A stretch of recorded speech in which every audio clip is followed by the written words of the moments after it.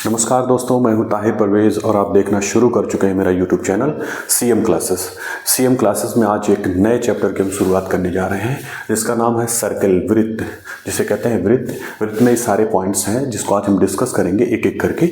सबसे पहले इसकी परिभाषा से हम शुरू करेंगे और परिभाषा से ले करके जितने भी कैरेक्टरिस्टिक्स हैं और जितने भी फार्मूले इसके अंतर्गत आते हैं, सारी चीज़ों को हम वन बाई वन करके डिस्कस करने वाले हैं। तो आइए शुरू करते हैं बिना किसी भूमिका के। सबसे पहले इसकी परिभाषा में हम चलते हैं, आइए देखते हैं। आइए शुरू करते हैं इसकी परिभाषा। सबसे पहले सर्किल क्या होता है। सर्किल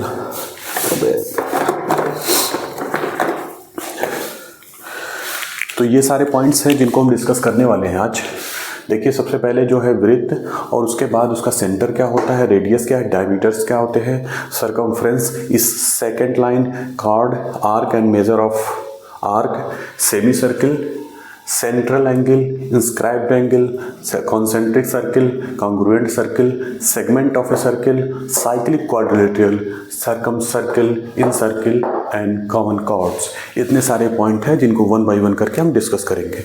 तो सबसे पहले आइए शुरू करते हैं सबसे पहले कि सर्किल क्या होता है। तो आइए देखते हैं सर्किल की परिभाषा से हम।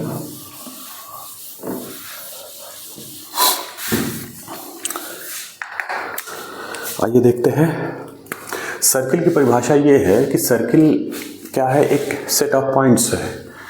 एक सेट ऑफ पॉइंट्स हैं, और वो कैसे पॉइंट्स हैं, वो ऐसे पॉइंट हैं जो कि एक फिक्स पॉइंट से समान दूरी पर होते हैं।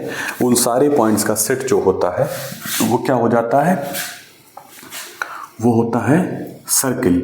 जैसे कि ये कोई फिक्स्ड पॉइंट है, ठीक है।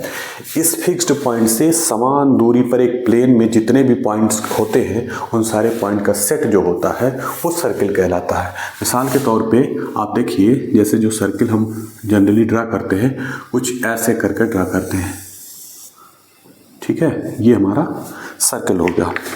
अब यहाँ पे आप देखिए इस चीज़ को कि जो सर्किल है इस पे जो पॉइंट्स होते हैं, ठीक है, ये सारे पॉइंट्स वो इस फिक्स्ड पॉइंट से एक कांस्टेंट डिस्टेंस पे होते हैं। सभी की दूरी, सभी पॉइंट जितने भी सर्किल पे पॉइंट हैं उन सारे पॉइंट्स की जो दूरी सेंटर से होती है वो कांस्टेंट होती है। तो डेफिनेशन में हम ये लेते हैं कि circle just set of points which lies as a constant distance from the given fixed point, ठीक है। तो डेफिनेशन में दो चीज़ें निकल के आई। पहला है सेट ऑफ पॉइंट्स, ठीक है, set of point which lies at a constant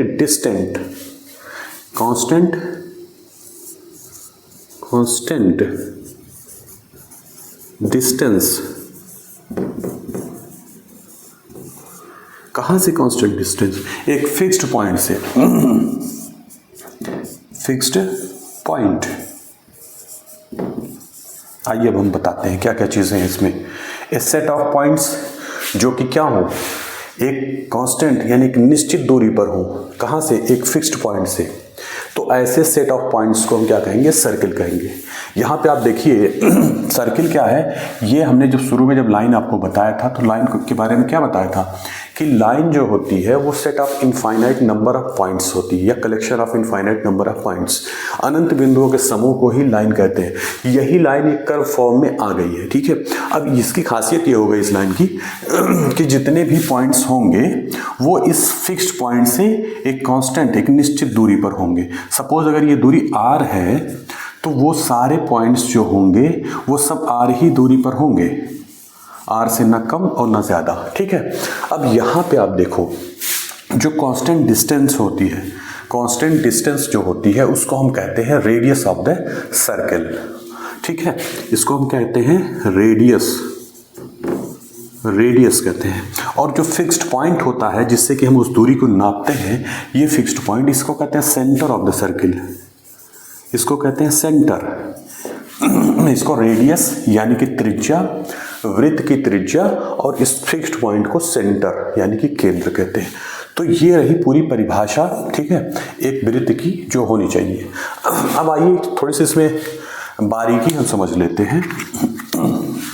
बारीकी ये है कि जैसे हमने जो बताया वो ये बताया कि परिभाषा में कि जो एक फिक्स्ड पॉइंट पे जितने फिक्स्ड पॉइंट से एक निश्चित दूरी पर जितने भी सेट ऑफ पॉइंट्स होंगे उन सारे सेट ऑफ पॉइंट्स को हम कहेंगे सर्कल। ठीक है, तो क्या अगर यहाँ कोई पॉइंट है सपोज, तो इसे हम सर्कल का पॉइंट कहेंगे, या यहाँ कोई पॉइंट सपोज अगर पॉइंट बी है और ये कोई पॉइंट ए है, तो क्या ए को हम इस पॉइंट को सर्कल का पॉइंट कह सकते हैं, या बी को हम सर्कल का पॉइंट कह सकते हैं? तो एक बारी तो आपको लगता होगा कि बी को हम सर्कल का पॉइंट नहीं कहेंगे, लेकिन ए को हम कह सकते हैं। लेकिन ऐसा नहीं है, ऐसा नहीं है। जो इस बाउंड्री के अंदर जितने भी पॉइंट्स होंगे उसे interior point of the circle कहेंगे। Interior point of the circle, interior points या पॉइंट ऑफ द सर्कल। ठीक है, और जो बाहर होंगे उसे एक्सटीरियर पॉइंट, आंतरिक बिंदु उसे बाह्य बिंदु। ठीक है, अब रहा सवाल कि कौन सारे पॉइंट्स हैं जिनको हम सर्कल के पॉइंट कहेंगे, तो सिर्फ और सिर्फ इस बाउंड्री पर जितने भी पॉइंट होंगे उन्हीं पॉइंट्स को हम पॉइंट ऑफ द सर्कल, ठीक है, सर्कल का बिंदु कह सकते हैं उसी को, ऑफ द सर्कल। ठीक, जो इस बाउंड्री पे जितने भी पॉइंट होंगे उसको हम कहेंगे पॉइंट ऑफ द सर्कल, और इसके अंदर जितने पॉइंट होंगे उनको interior point of the circle, वृत्त का आंतरिक बिंदु, और जो इसके बाहर होगा उसे बाह्य बिंदु कहा जाएगा, यानी exterior point of the circle. ये तो रही हमारी ओवरऑल डिफिनीशन और उससे लगे कुछ बेसिक कॉन्सेप्ट। आइए आगे हम चलते हैं। इसमें हमने रेडियस, देखिए यहाँ पे हमने सेंटर बता दिया और रेडियस बता दिया। ठीक है, अब ये डायमीटर क्या होता है? डायमीटर को दो तरीके से डिफाइन किया जाता है। ठीक है, एक है डायमीटर को दो तरीके से, ट्वाइस ऑफ रेडियस का दो गुना। ठीक है, रेडियस यानी कि त्रिज्या का दो गुना ही क्या होता है? डायमीटर, जिसको हिंदी में हम कहते हैं व्यास, किसी भी वृत्त का व्यास। ठीक है, इसको हम व्यास कहते हैं, और इसको रेडियस को तो हम त्रिज्या कहते ही हैं, त्रिज्या। ठीक है, तो ये हुआ डायमीटर। डायमीटर क्या होता है? किसी भी सर्किल के रेडियस का डबल जो होता है, दोगुना होता है, उसी को हम डायमीटर कहते हैं। एक दूसरे तरीके से डायमीटर को हम डिफाइन जब करते हैं तो वो कहते हैं लार्जेस्ट कॉर्ड, जो सबसे लंबी जीवा होती है। कॉर्ड मतलब जीवा, सबसे लंबी जीवा को ही हम क्या कहते हैं? डायमीटर कहते हैं। अब ये जीवा कौन सी समस्या है, आइए इसको भी समझ लेते हैं। सबसे लंबी जीवा को हम क्या कहते हैं? डायमीटर कहते हैं। तो सबसे लंबी जीवा क्या है? तो उसको समझने के लिए एक वृत्त हम पहले ड्रॉ करते हैं। ये सपोज ये कोई हमारा सर्कल है और जिसका सेंटर O है। ठीक है, अब यहाँ पे जीवा क्या होती है? जीवा यानी कि कॉर्ड इंग्लिश में कहते हैं, जिसको इंग्लिश में कहते हैं कॉर्ड, CHORD, कॉर्ड यानी कि जीवा। जीवा क्या होती है? सर्किल के किसी भी दो पॉइंट्स को मिलाने वाली रेखा। The line connecting two points of a circle is called chord. जैसे ये पॉइंट है सपोज सर्किल का, हमने बताया सर्किल का पॉइंट, ना कि इंटीरियर पॉइंट और ना ही एक्सटीरियर पॉइंट। सर्किल के दो बिंदु को, वृत्त के दो बिंदुओं को मिलाने वाली जो रेखा होती है उसी को हम कॉर्ड कहते हैं। सपोज ये ए है, सर्किल पे कोई पॉइंट ए है और यहाँ सर्किल पर कोई पॉइंट बी है। ठीक, अब इन दोनों पॉइंट्स को मिलाने वाली जो रेखा होगी वो हमारी कहलाएगी कॉर्ड। ठीक है, ये है कॉर्ड। अब आइए देखते हैं, कॉर्ड हो गई। कैसे भी कॉर्ड को ड्रा किया जा सकता है, ऐसे भी ड्रा किया जा सकता है, ऐसे भी ड्रा किया जा सकता है। ठीक, एक कंडीशन आप देखेंगे इसमें, जबकि कॉर्ड को हम ड्रा कैसे करेंगे? कॉर्ड को यहाँ से जाते हुए एक कॉर्ड ड्रा हो सकती है, यानी कि ये एक ऐसी कॉर्ड है, ठीक है, एक ऐसी जीवा है जो सेंटर से होके जाती है, ठीक। ये कॉर्ड है, एक कॉर्ड ये है, एक कॉर्ड ये है, एक कॉर्ड ये है और एक कॉर्ड ये है। इन चारों में से ये एक कॉर्ड जो है लास्ट वाली जो हमने खींची, इस कॉर्ड की खासियत ये है कि ये सेंटर से होके जाती है और सेंटर से होके जाने वाली कॉर्ड जो होती है वो सबसे बड़ी कॉर्ड होती है। इससे बड़ी कोई कॉर्ड इस सर्किल में ड्रॉ नहीं की जा सकती है। तो इसीलिए इसको हम क्या कहते हैं, इसी कॉर्ड को हम लॉन्गेस्ट कॉर्ड या लार्जेस्ट कॉर्ड कह लीजिए, जो सबसे बड़ी कॉर्ड होती है, इसी को हमने स्पेशल नेम दे दिया है डायमीटर।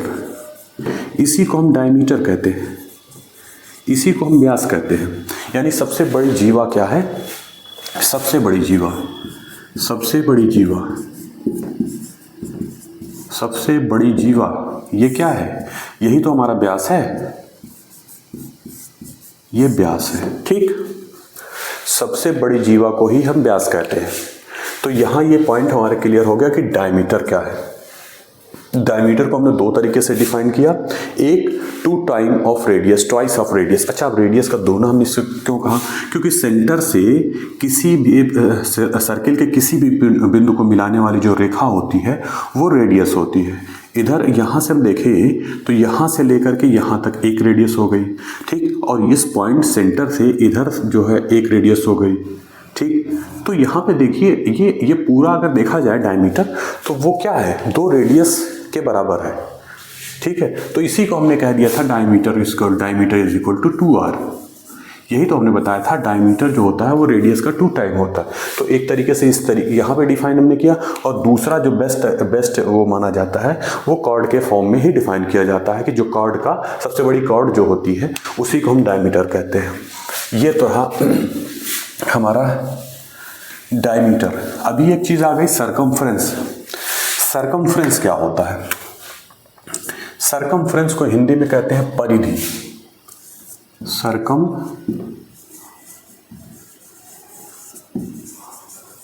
सरकमफ्रेंस को कहते हैं हिंदी में परिधि, इसको परिधि कहते हैं। परिधि क्या होती है, जैसे ये कोई सर्किल है, सपोज ये कोई सर्किल है, सपोज ये कोई सर्किल है, ठीक। इसकी परिधि का मतलब होता है ये जो बाउंड्री है सर्किल की जो बाउंड्री है, इसी की लेंथ जो होती है, ये अगर इसको हम काट दें, सपोज यहाँ कहीं से काट दें, तो इसको एक लाइन के फॉर्म में ऐसे देखा जा सकता है, ठीक है। इसको अगर हम सीधा करें, ऐसे फैला दें, तो ये एक लाइन बन जाएगी, ठीक है। तो ये कोई लंबाई होगी ना, ये कोई लंबाई होगी, ये क्या होगी, एक लंबाई होगी। इसी तरीके से यहाँ भी पूरी जो परिधि है वो एक लंबाई है, ठीक है। तो इसको एक स्पेशल नेम दे दिया गया। सर्किल के केस में ये इसको कहते हैं सरकमफ्रेंस, और बाकी फिगर्स में इसको पेरीमीटर कहा जाता है, ठीक है। तो यहाँ पे हमने इसको परिधि कहा है। अब परिधि की जो लंबाई होती है उसको उसका मान जो होता है, परिधि बराबर जो होता है वो 2πr, जहाँ पे r क्या है, रेडियस, वृत्त की त्रिज्या है, ठीक है। और पाई एक कांस्टेंट है जिसका मान होता है पाई बराबर 22/7 लगभग, या 3.1415 ये होता है, ठीक है। ये है। अब ये कौन सी वाला आ गया, ये कहाँ से आ गया, तो मैं इसको भी आपको स्पष्ट करते हुए चलो कि पाई जो होती है, पाई जो है एक्चुअल में क्या होता है, किसी भी वृत्त के, पाई जो होती है वो किसी भी वृत्त के परिधि और उसके व्यास का अनुपात होता है, ठीक है। यहाँ पे आप स्पष्ट हो ले कि जैसे ये वृत्त है सपोज हमारा, और इसका सेंटर O है, और इसका व्यास अगर हम ले ले समथिंग कुछ AB करके हो अगर, ठीक है, ये AB करके इसका कुछ व्यास है और ये परिधि है इसकी। तो इसकी परिधि यानी कि इसकी परिधि को अगर हम सपोज L से ले लें, थोड़ी देर के लिए मान लेते हैं कि स्मॉल l, और अपन इसका डायमीटर व्यास जो है वो हो गया AB। तो ये जो रेशियो है हमारा, यही रेशियो एक कांस्टेंट होता है जिसको हम पाई कहते हैं। पाई एक इरेशनल नंबर है। जब हम आपको नंबर पढ़ाएंगे तो उसमें बताएंगे रेशनल नंबर और इरेशनल नंबर क्या होते हैं, ठीक है। तो बहुत आगे इसमें जानने की जरूरत नहीं है। फिलहाल आप इतना समझिए, पाई इज ए कांस्टेंट जिसकी वैल्यू होती है 22/7 या 3.1415। ये हो गया हमारा परिधि यानी कि सरकमफ्रेंस। ये हमारा एक टॉपिक कवर हो गया, ठीक। अब आइए हम देखते हैं सेकंड। सेकंड क्या होता है? सेकंड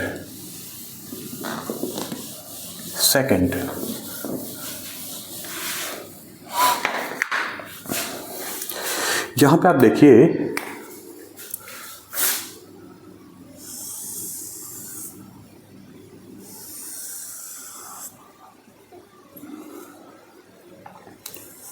ये हमारा कोई सर्कल है, ये कोई वृत्त है। यहां पे अगर एक लाइन हम ड्रॉ करें, ठीक है, यहां से एक लाइन हम ड्रॉ करें जो कि सर्किल को 2 पॉइंट पे काटती हो।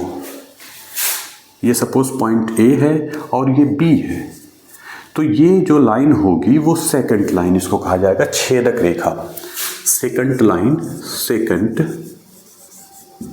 सेकंड लाइन, या इसको हिंदी में कहते हैं छेदक रेखा। अब यहाँ पे एक डाउट जो आपके मन में संभवतः आ सकता है, वो डाउट ये है कि कार्ड और सेकंड में क्या डिफरेंस होता है। ये एक चीज़ है जो आपके मन में एक डाउट आ सकता है कि कार्ड यानी कि जीवा और सेकंड यानी कि छेदक रेखा। तो जीवा और छेदक रेखा में क्या अंतर है, तो आइए देखते हैं। जीवा जो होती है वो सर्किल के, हमने परिभाषा में बताया था कि सर्किल के या वृत्त के 2 बिंदुओं को मिलाने वाली रेखा को ही क्या कहते हैं, उसका कॉर्ड कहते हैं, ठीक। ये सपोज ये पॉइंट है, रेखा कोई है। यहाँ पे आप देखिए, ये कोई लाइन है जो सपोज P और Q, यहाँ सर्किल के पॉइंट P और Q को मिलाने वाली जो रेखा है वो कॉर्ड कही जाती है। और यहाँ पे ये क्या है, ये एक तरीके से इसमें देखा जाए तो P और Q जो है वो एंड पॉइंट है उस लाइन के। PQ लाइन जो है, जो कि वहाँ कार्ड के रूप में यानी जीवा के रूप में है, तो वो उसके एंड पॉइंट होंगे, ठीक है। P और Q एंड पॉइंट है, जबकि इसमें क्या है, छेदक रेखा में वो एंड पॉइंट नहीं है, बल्कि वो इससे आगे भी बढ़ती है दोनों तरफ। तो ये चीज़, ये अंतर है कि ये 2 पॉइंट पे काटती है और वो 2 पॉइंट को मिलाती है। तो ये हो गई हमारी कॉर्ड, ये हो गई कॉर्ड यानी जीवा, और ये हो गई हमारी छेदक रेखा यानी कि सेकंड लाइन। ये हो गई सेकंड लाइन, छेदक रेखा, और वो हो गई कॉर्ड जीवा। तो ये चीज़ हमने आपको क्लियर कर दिया, सेकंड लाइन क्या होगी, और यहाँ पे कॉर्ड भी हमने क्लियर कर दिया। अभी क्या है, एक और चीज़ आती है, मेजर ऑफ एन आर्क। किसी भी आर्क की माप क्या होती है, आर्क क्या है और आर्क की माप क्या है।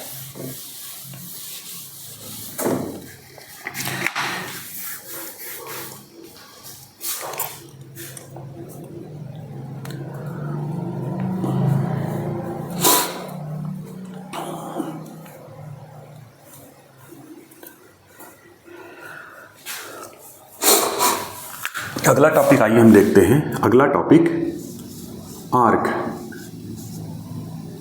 ठीक है, जिसे हिंदी में कहते हैं चाप।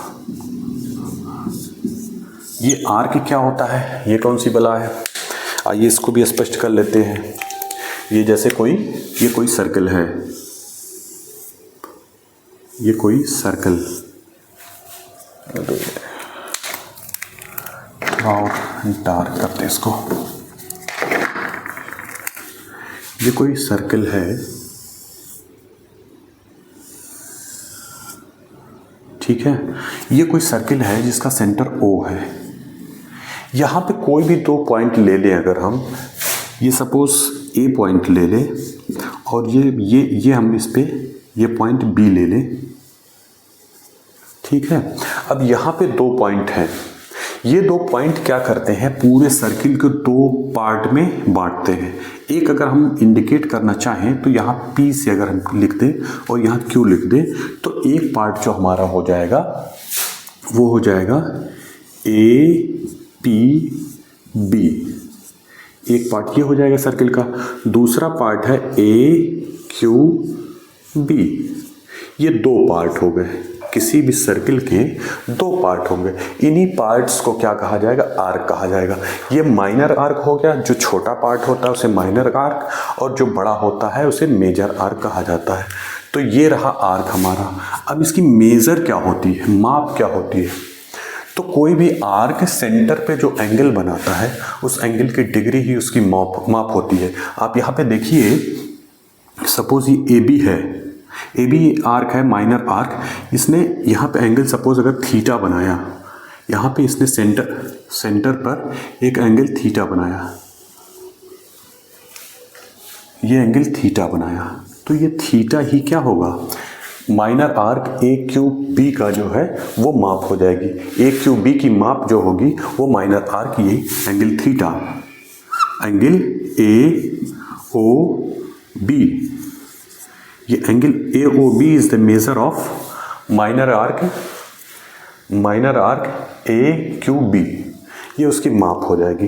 तो किसी भी आर्क की जो माप होती है, सेंटर पे जो एंगल बनता है उसके द्वारा, उस एंगल की माप ही वो आर्क की माप कही जाती है। तो ये मेजर ऑफ एन आर्क। ये हो गए इतने पॉइंट्स, हमने इतनी चीज़ें बता दी आर्क तक। अब आइए हम देखते हैं सेमी सर्किल क्या होता है। आइए हम देखते हैं आगे इस टॉपिक में कि सेमी सर्किल क्या होता है। सेमी सर्किल, अर्धवृत्त। तो अभी देखिए, जैसे ये कोई वृत्त है, ये कोई वृत्त है, ये कोई वृत्त है हमारा, सर्किल है कोई। अगर यहाँ से इसके बीचों बीच से, अगर यहाँ से हम एक डायमीटर ड्रा करें, ठीक, ये हो गया सपोज AB हमारा डायमीटर है जो कि सेंटर O से गुजर रहा है। तो डायमीटर क्या करता है, वो सर्किल को दो बराबर हिस्सों में बांटता है, ठीक है। तो ये जो सर्किल है, ये यहाँ से हिस्सा जो है हमारा, यहाँ से लेकर के यहाँ तक, इसी को हम सेमी सर्किल कहते हैं। आधा हिस्सा, सेमी मतलब हाफ, अर्धवृत्त इसी को कहते हैं, सेमी सर्किल, जिसे हिंदी में कहते हैं अर्धवृत्त। अर्धवृत्त। अच्छा, एक चीज़ और हमने बताया था आपको, पेरीमीटर क्या होता है, सरकमफ्रेंस क्या होता था? सरकमफ्रेंस होता था 2πr। सरकमफ्रेंस की जो वैल्यू होती थी वो 2πr होती थी। यहाँ पे से अर्धव्यास का अगर देखा जाए तो πr, इसका जो अर्धव्यास का अर्धवृत्त का जो पेरीमीटर होगा या सरकमफ्रेंस होगा वो कुछ यूं होगा, ठीक है। ये कोई इस तरीके से होगा। तो यहाँ पे आप देखो, तो अगर देखा जाए सेमी सर्किल का अगर देखा जाए, सेमी सर्किल का जो होगा वो πr, क्योंकि 2πr पूरे का होता है तो उसका आधा πr, और प्लस ये जो दूरी है ये भी इसकी बाउंड्री हो गई।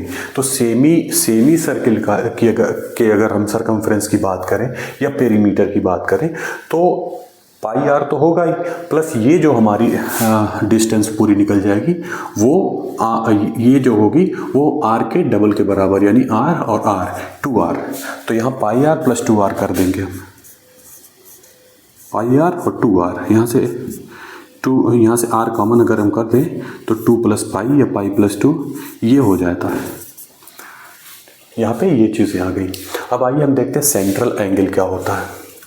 सेमी सर्किल हमने बता दिया। सेमी सर्किल क्या होता है, किसी वृत्त का डायमीटर जो होता है उसको दो बराबर हिस्सों में बांटता है। तो कोई भी एक हिस्सा हम ले लेंगे वो हमारा सेमी सर्किल हो जाएगा। सेमी सर्किल का सरकमफ्रेंस अगर हम बात करें या पेरीमीटर की बात करें तो πr प्लस 2r, यानी r कॉमन हो जाएगा r इंटू कोष्टक में पाई प्लस 2। अब आइए देखते हैं सेंट्रल एंगल क्या होता है। सेंट्रल एंगल क्या होता है? सेंट्रल एंगल, केंद्रीय कोण क्या होता है? केंद्रीय कोण, इसमें दो चीजें हैं, केंद्रीय कोण और इंस्क्राइब्ड एंगल, सेंट्रल एंगल और इंस्क्राइब्ड एंगल, ये दो एंगल हो गए।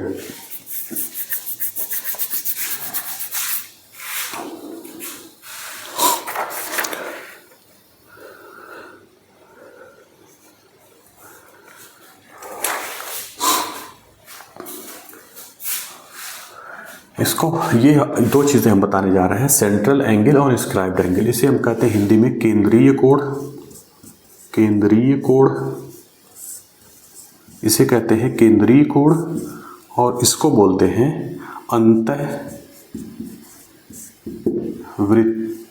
कोण, अंतःवृत्तीय कोण। दो कोण हो गए, सेंट्रल एंगल और इंस्क्राइब्ड एंगल। आप देखिए होता क्या है ये,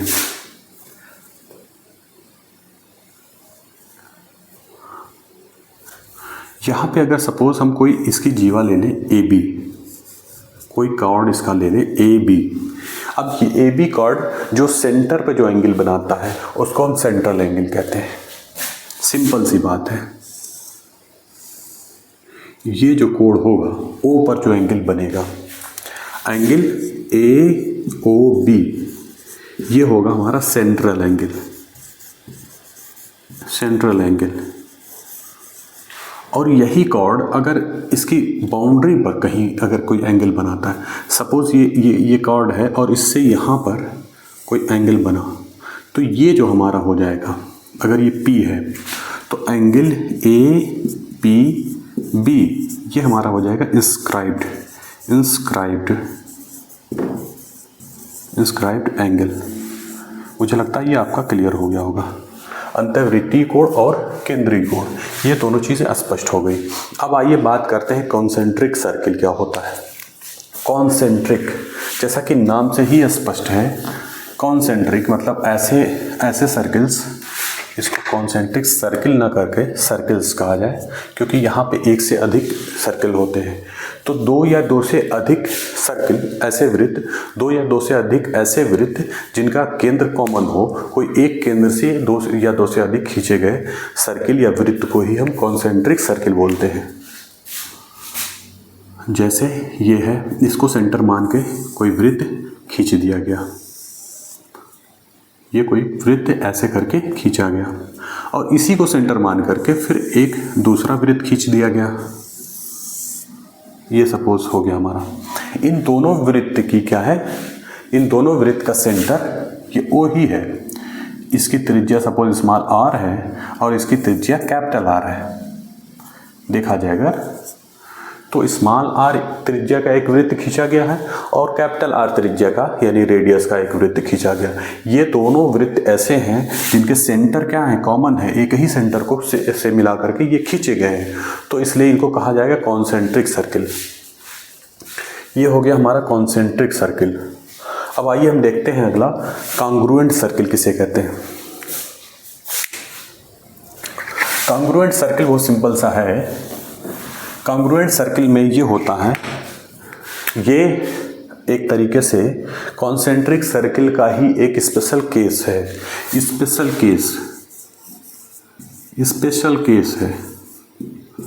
special case of concentric circle. Concentric circle का एक स्पेशल केस है। क्यों? हमने बताया कॉन्सेंट्रिक सर्किल में से उसका क्या होता है, कॉन्सेंट्रिक सर्किल में सेंटर कॉमन होता है। यहाँ पे क्या है, सेंटर और रेडियस दोनों कॉमन हो गई, यानी कि अगर point O is the centre और उसकी रेडियस R है तो दोनों की रेडियस R हो जाएगी, यानी दो ऐसे वृत्त जिनका सेंटर भी कॉमन हो और रेडियस भी।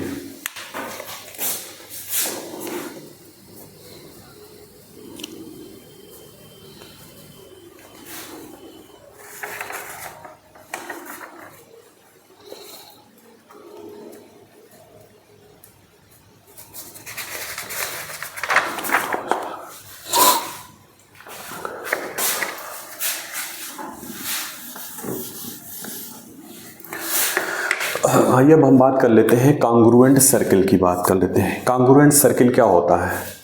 जैसे हमने कॉन्सेंट्रिक सर्किल में ये बताया कि दो ऐसे वृत्त जिनका सेंटर कॉमन हो वो कॉन्सेंट्रिक सर्किल कहे जाएंगे।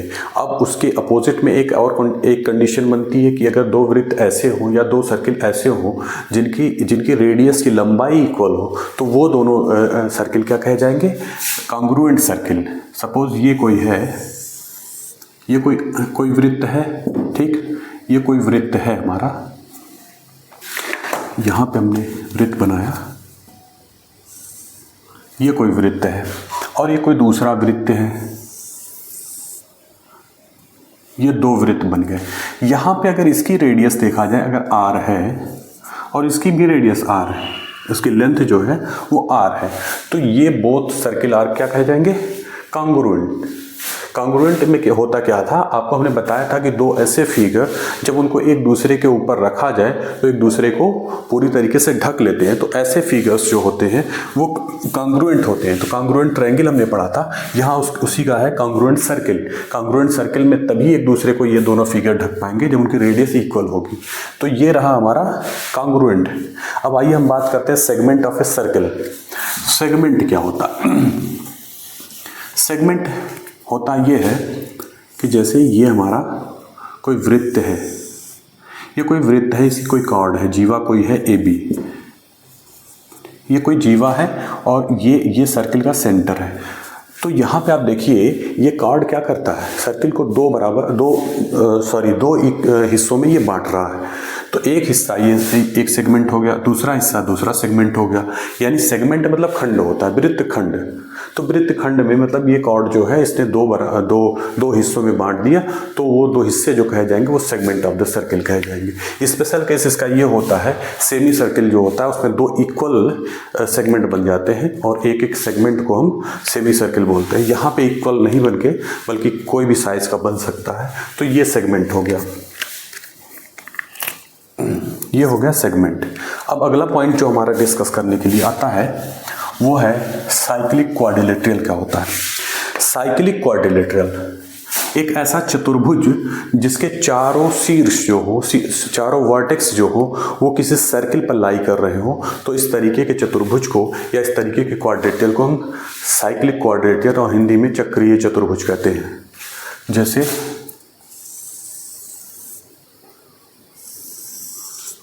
ये हमारा कोई वृत्त है और इस पर कोई हम इसका सेंटर सपोज O है, इसका सेंटर O है, ये कोई वृत्त है जिसका सेंटर O है। अगर यहाँ पे हम कोई इस तरीके क्वाड्रिलेटरल ड्रा करें, सपोज ये क्वाड्रिलेटरल है हमारा, ये A, ये B, ये C और ये D, ये है हमारा क्वाड्रिलेटरल ABCD। यहाँ पे चारों वर्टेक्स, एक वर्टेक्स ये, एक ये और एक ये चारों क्या होते हैं, किसी सर्किल पर उसके चारों वर्टेक्स लाई करते हैं। तो इस तरह के जो क्वाड्रिलेटरल होते हैं उसे साइक्लिक क्वाड्रिलेटरल और हिंदी में चक्रीय चतुर्भुज कहते हैं। ये रहा हमारा साइक्लिक क्वाड्रिलेटरल। अब दो चीज़ें और इसमें आ रही हैं, सर्कम सर्किल और इन सर्किल। क्या होता है सर्कम सर्किल, सर्कम सर्किल जिसे कि हम कहते हैं परिवृत्त, और दूसरा होता इन सर्किल। इन सर्किल को हमने बताया था अंतःवृत्त, अंतःवृत्त। ये दो चीजें आ गई हैं, सर्कम सर्किल और इन सर्किल। तो हमने आपको बताया था जब स्टार्टिंग में जब वो हम पढ़ा रहे थे त्रिभुज, तो त्रिभुज में हमने बताया था कि किसी त्रिभुज का अंतः केंद्र और उसका परिकेंद्र क्या होता है, यानी कि इन सेंटर और सर्कम सेंटर क्या होता है। वही सेम चीज़ यहाँ पे है, सर्कम सर्किल और ये है इन सर्किल। तो आइए रिपीट करके फिर से हम बता देते हैं सर्कम सर्किल क्या होता है। जैसे कोई त्रिभुज है, सपोज ये त्रिभुज हमारा ABC है, ये कोई त्रिभुज है ABC कोई हमारा त्रिभुज है। इस त्रिभुज का अगर हम परपेंडिकुलर बाइसेक्टर ड्रा करें, परपेंडिकुलर बाइसेक्टर, तीनों परपेंडिकुलर बाइसेक्टर जहाँ पे मिलते हैं वो पॉइंट क्या कहा जाता है? उस पॉइंट को हम कहते थे सरकमसेंटर। सरकमसेंटर होता था, यानी कि इसको ये सपोज O है, ये हमारा सरकमसेंटर। अब ये सरकमसेंटर की खासियत ये होती है कि ये जो होता है वो ये जो वर्टेक्स होते हैं इससे इसकी दूरी कांस्टेंट होती है। यानी कि अगर हम देखें तो OA बराबर OB बराबर OC, ये दूरी बराबर होती है। तो जब ये बराबर हो गई तो यहाँ से हम ये अगर रेडियस का OA की रेडियस का हम OA रेडियस का अगर हम सर्किल ड्रॉ करें तो ये सर्किल ऐसे होगा, ठीक है। ये सर्किल जो हो जाएगा यही क्या कहा जाएगा? सरकम सर्किल कहा जाता है। क्लियर? तो सरकम सर्किल जो सरकम सेंटर हमने बताया था, उसी सेंटर को सेंटर मानते हुए एक सर्किल जब ड्रा करते हैं तो वो सर्किल क्या होता है, उसके तीनों कोणों या तीनों शीर्षों से होकर के जाता है, और इस तरह के जो सर्किल होता है उसे सरकम सर्किल कहते हैं। आइए देखते हैं इन सर्किल क्या होता है। इन सर्किल हमने बताया था, पहले ही चीज़ में बताया, पहले बताया था इन सेंटर। इन सर्किल यानी अंतःवृत्त त्रिभुज वाली जब क्लास पढ़ा रहे थे तो उसमें हमने बताया था अंतः केंद्र क्या होता है। तो जैसे यहाँ पे हमने ये बताया था, कोई त्रिभुज है, अगर हम इस त्रिभुज के एंगल बाइसेक्टर ड्रा करें, एंगल बाइसेक्टर, तो वो सपोज तीनों एंगल बाइसेक्टर कहीं पॉइंट पे आकर के एक दूसरे से मिलेंगे। ये अगर O है सपोज, वो पॉइंट पर अगर एक दूसरे से आके मिले, हालांकि इसको इंडिकेट करते हैं I से जनरली, तो I ही ले लेते हैं। तो I हमारा क्या हो गया? इन सेंटर हो गया, इन सेंटर अंतः केंद्र हो गया। अंतः केंद्र की खासियत ये होती थी कि ये तीनों भुजाओं से समान दूरी पर होता था।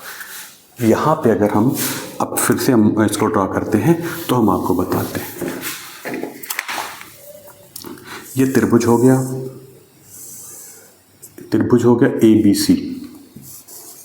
ABC, और इसका ये हो गया अंतः केंद्र I। अब इस अंतः केंद्र की जो दूरी होती है भुजाओं से वो बराबर होती है। सपोज ये है OD, सपोज ID, और ये हो गया IE, और ये हो गया IF।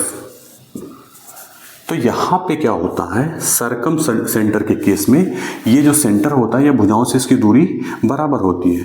तो ID बराबर IE बराबर IF, ये सब दूरियां बराबर होंगी। और इसी कांस्टेंट दूरी को अगर हम रेडियस मानते हुए एक सर्किल ड्रॉ करें तो वो सर्किल कुछ यूं होगा, वो सर्किल ऐसे जाएगा, ऐसे सर्किल बनेगा। तो इस सर्किल को हम इन सर्किल बोले हैं, अंतःवृत्त बोलते हैं। तो ये रहा हमारा इन सर्किल। ये लगभग इसके सारे कॉन्सेप्ट अभी क्लियर हो गए। आगे कुछ इसमें कुछ और चीज़ें हैं जो हम अगली क्लास में आपको बताएंगे।